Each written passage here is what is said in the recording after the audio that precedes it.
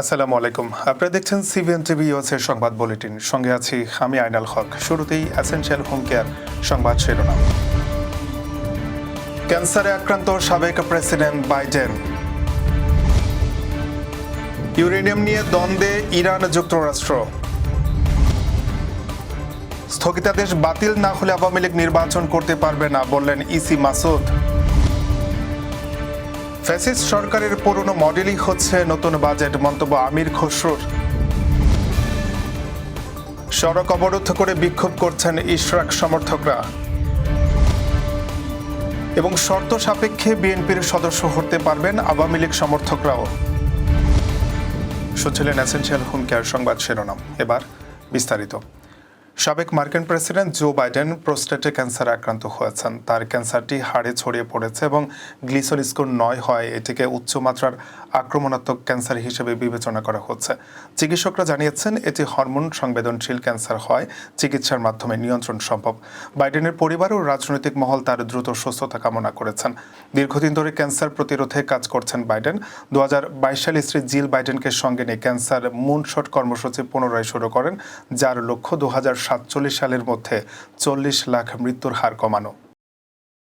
ইরানের ইউরেনিয়াম সমৃদ্ধকরণ নিয়ে যুক্তরাষ্ট্রের সঙ্গে দ্বন্দ্ব ক্রমে তীব্র হচ্ছে। ইরান ঘোষণা দিয়েছে তারা তাদের পরমাণু কর্মসূচি অব্যাহত রাখবে, যা মার্কিন যুক্তরাষ্ট্রের কঠোর আপত্তির মুখে পড়েছে। যুক্তরাষ্ট্র দাবি করছে ইরানের এই কর্মকাণ্ড বিশ্ব শান্তির জন্য হুমকি এবং এটি পারমাণবিক অস্ত্র তৈরির পথে একটি বড় পদক্ষেপ। তবে ইরানের পররাষ্ট্রমন্ত্রী আব্বাস আরাঘচি বলেন, ইরান তার বৈধ পরমাণু অধিকার রক্ষায় দৃঢ় প্রতিজ্ঞ এবং পরমাণু অস্ত্র উৎপাদনে আগ্রহী নয়। মধ্যপ্রাচ্যের স্থিতিশীলতার জন্য এই দ্বন্দ্ব গভীর উদ্বেগ তৈরি করেছে। আন্তর্জাতিক সম্প্রদায় শান্তিপূর্ণ সমাধানের আহ্বান জানাচ্ছে, কিন্তু দুই পক্ষই তাদের অবস্থান থেকে সরে আসতে রাজি নয়। নির্বাচন কমিশনার আব্দুর রহমান মাসুদ বলেছেন, সরকার আওয়ামী লীগের কার্যক্রম নিষিদ্ধ করেছে এবং নির্বাচন কমিশন আওয়ামী লীগের নিবন্ধন স্থগিত করেছে।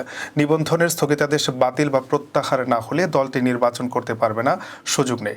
সোমবার বেলা ১১টায় রাজশাহী আঞ্চলিক লোক প্রশাসন কেন্দ্রে ভোটার তালিকা হালনাগাদ ২০২৫ পরবর্তী পর্যালোচনা ও টেকসই উন্নয়ন পরিকল্পনার শীর্ষক দিনব্যাপী কর্মশালায় যোগ দিয়ে তিনি এসব কথা বলেন।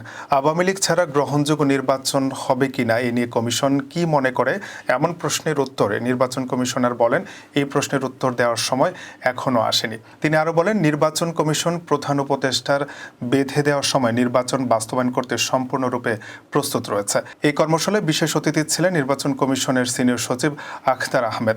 এছাড়া অতিথি হিসেবে বিভাগীয় ও জেলা প্রশাসনের ঊর্ধ্বতন কর্মকর্তা এবং পুলিশ প্রশাসনের ঊর্ধ্বতনরাও উপস্থিত ছিলেন।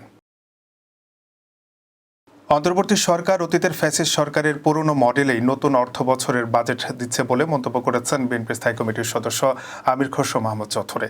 সোমবার রাজধানীর একটি হোটেলে বাংলাদেশের অর্থনীতি ২০২৫-২৬ নীতি সংস্কার ও জাতীয় বাজেট শীর্ষক বহুপাক্ষিক অংশীজনের বৈঠকে তিনি এ মন্তব্য করেন। সিপিডি ও এসডিজি বাস্তবায়নের নাগরিক প্ল্যাটফর্ম এ বৈঠক আয়োজন করে। সরকারের প্রতি প্রশ্ন রেখে আমির খসরু বলেন, বাজেটে দেশের অর্থনীতি ও বৈশ্বিক প্রেক্ষাপট কতটুকু মাথায় রাখা হয়েছে? আমরা কি পুরনো ইকোনমিক মডেল ফলো করব এখন? যদি পুরনো মডেলের উপর বাজেট করা হয় তবে আমাদের পরিবর্তনের যে আকাঙ্ক্ষা তা বাস্তবায়ন হবে না। ভুল তথ্যের উপর বাজেট ও পলিসি প্রণীত হলে জন আকাঙ্ক্ষারও কোনো প্রতিফলন হবে না। অন্তর্বর্তী সরকারের সমালোচনা করে আমির খসরু মাহমুদ চৌধুরী বলেন, ইন্টারিম সরকারের উপর খুব বেশি প্রত্যাশাও নেই, কারণ এই ধরনের সরকারের কিছু লিমিটেশন আছে। তারা জনগণের ম্যান্ডেট নিয়ে দেশ পরিচালনা করছে না। তারা পাবলিক ফিডব্যাক, জনগণ ও বিজনেস কমিউনিটির নার্ভ ফিল করতে পারে না। বিএনপি নেতা ইশরাক হোসেনকে ঢাকা দক্ষিণ সিটি কর্পোরেশনের মেয়রের দায়িত্ব বুঝিয়ে দেওয়ার দাবিতে ঢাকার গোলাপ শাহ মাজার মোড়ে সড়ক অবরোধ করে বিক্ষোভ করেছেন তার সমর্থকরা। সোমবার বেলা ১১টার পর থেকে পঞ্চম দিনের মতো তারা সড়ক অবরোধ করে বিক্ষোভ করেন।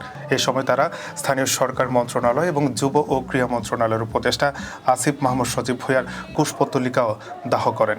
আসিফ মাহমুদ নিজে সে নগর ভবনের উপরে অফিস করে এখন সে ছায়া মেয়র, মূলত সেই সব কিছু করতেছে, কন্ট্রোলিং, নিয়ন্ত্রণ, নগর ভবনের সব কিছু সে করতেছে। ইঞ্জিনিয়ার ইশরাক হোসেনকে যদি দেয়া হয়, মেয়র যদি শপথ করানো হয় মেয়রের চেয়ারে বসে, তাহলে তার যে বিভিন্ন সুযোগ সুবিধা সে যেগুলো পাচ্ছে এখন, বিভিন্ন তার ছেলে পেলে, তাদের দলের নেতৃবৃন্দ, বিভিন্ন দলের নাম, তাদের ক্ষমতা অপব্যবহার করে যারা কাজকর্ম লুটপাট করতেছে, সেটা করতে পারবে না। আওয়ামী লীগের চিহ্নিত দোসর ছাড়া হয়তো আওয়ামী লীগকে সমর্থন করতে পারে, কিন্তু সমাজে রাজনৈতিকভাবে অস্থিরতা সৃষ্টি করে নাই, বিএনপির কার্যক্রমে প্রতিহত বা বাধাগ্রস্ত করার চেষ্টা করে নাই, বিএনপির নেতাকর্মীদের হয়রানির চেষ্টা করে নাই, তাদের বিএনপির সদস্য হতে বাধা নেই বলছেন বিএনপি স্থায়ী কমিটির সদস্য আমির খসরু মাহমুদ চৌধুরী। দুপুরে চট্টগ্রাম মহানগর বিএনপির কার্যালয়ে নসিমন ভবনের সামনে অনুষ্ঠিত চট্টগ্রাম বিভাগে দলের সদস্য ফরম বিতরণ ও সদস্য নবায়ন অনুষ্ঠানে প্রধান অতিথির বক্তব্যে নেতাকর্মীদের উদ্দেশ্যে তিনি এই কথা বলেন। আমির খসরু মাহমুদ আরও বলেন, যারা সমাজে ঘৃণিত, যারা চাঁদাবাজি, দুর্নীতি সহ বিভিন্ন অপকর্মে যুক্ত, তাদেরকে বিএনপির সদস্য করা যাবে না।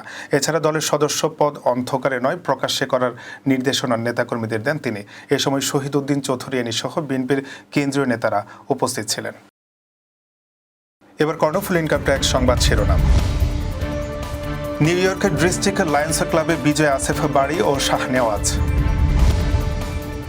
এবং খলিল বিরানি হাউসে বেস্ট হোম শেফ প্রতিযোগিতা অনুষ্ঠিত। আবারও স্বাগতম সিভিএন টিভি ইউএসের সংবাদ বুলেটিনে। শুনছিলেন কর্ণফুলী ইনকাম ট্যাক্স সংবাদ শিরোনাম, এবার বিস্তারিত।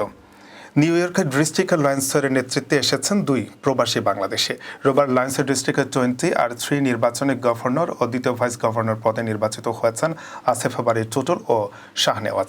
নায়াগ্রা ফলস কনভেনশন সেন্টারে অনুষ্ঠিত নির্বাচন শেষে এ ফলাফল ঘোষণা করা হয়। বিজয়ী শাহনেওয়াজের নাম ঘোষণা করা হলে উপস্থিত বাংলাদেশি লায়ন্সরা করতালি দিয়ে অভিনন্দন জানান। আসিফ বারীর স্ত্রী মনমোহন হাসিনা বারী ও শাহনেওয়াজের সহধর্মিণী রানু নেওয়াজ মঞ্চে গিয়ে তাদের অভিনন্দন জানান। একে একে প্রবাসী বাংলাদেশের লায়ন্স ক্লাব সদস্যরা বাংলাদেশি দুই নেতাকে ফুল দিয়ে অভিনন্দন জানান। এর আগে শুক্রবার নায়াগ্রা ফলসের কনভেনশন সেন্টারে 3 দিনব্যাপী লায়ন্সদের সম্মেলন অনুষ্ঠিত হয়। এতে নিউ ইয়র্কের বাংলাদেশি আমেরিকান লায়ন্স ক্লাবের প্রায় 40 জন সদস্য অংশ নেন। নিউ ইয়র্কের ডিস্ট্রিক্ট লায়নদের কনভেনশনকে কেন্দ্র করে বাংলাদেশি আমেরিকান লায়নদের ব্যাপক উপস্থিতিতে উৎসবমুখর পরিবেশ তৈরি করে। যুক্তরাষ্ট্রে প্রথমবারের মতো আয়োজিত আমেরিকান কারি অ্যাওয়ার্ডসের অংশ হিসেবে নিউ ইয়র্কের ব্রঙ্কসে অনুষ্ঠিত হলো বেস্ট হোম শেফ প্রতিযোগিতা। স্থানীয় সময় শনিবার খলিল বিরানি হাউসে আয়োজিত এই অনুষ্ঠানে প্রাথমিকভাবে বাছাইকৃত অর্ধশতাধিক প্রতিযোগী অংশ নেন। এবার আপনিও হবেন শেফ স্লোগানে আয়োজিত প্রতিযোগিতায় ঘরোয়া পরিবেশে তৈরি নানান পদের খাবার পরিবেশন করেন প্রতিযোগীরা। বিচারকদের রায় সেরা রন্ধনশিল্পীদের বেছে নেওয়া হয়, যারা 24 মে অনুষ্ঠিতব্য আমেরিকান কারি অ্যাওয়ার্ডসের মূল আয়োজনে সম্মাননা লাভ করবেন। আয়োজক মোহাম্মদ খলিলুর রহমান জানান, প্রতিযোগিতায় অভাবনীয় সাড়া পাওয়া গেছে। এ ধরনের আয়োজন ভবিষ্যতে চলমান থাকবে বলে আশাবাদ ব্যক্ত করেন তিনি। দর্শক, এই ছিল সিভিএন টিভি ইউএসের সংবাদ বুলেটিনে। শেষ করছি। পরবর্তী বুলেটিন দেখার আমন্ত্রণ জানিয়ে এতক্ষণ সাথে থাকার জন্য ধন্যবাদ সবাইকে।